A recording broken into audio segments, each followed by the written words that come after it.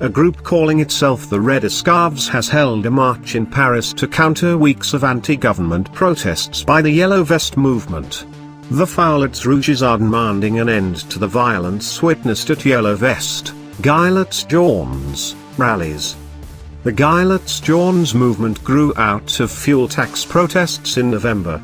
It now embraces wider discontent with President Emmanuel Macron and has seen some of the most serious street violence in Paris since 1968.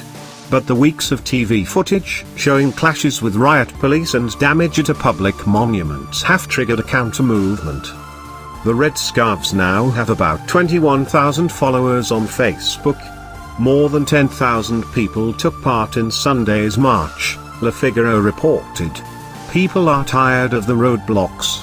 They are bad for business, and children are prevented from getting to school on time, Red Scarves spokesman Alex Brun told French broadcaster RFI.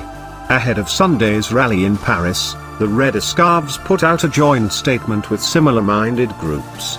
We denounce the insurrectional climate installed by the Yellow Vests. We also reject the threats and constant verbal abuse aimed at non-Yellow Vests, they announced in a joint manifesto. However, according to French media, a split has already emerged among the Red Scarves over whether or not to show support for President Macron. One of the organizers of Sunday's march, Laurent Soli, has rallied supporters on Facebook to back the president, RFI reported. Mr. Brun, on the other hand, said the Foulets Rouges were an apolitical citizens' movement. He said the best way to resolve problems caused by the Yellow Vests was to take part in Mr. Macron's grand debate rather than confronting protesters on the street.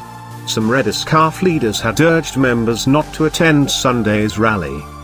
The grand debate involves town hall meetings nationwide to address protesters' concerns.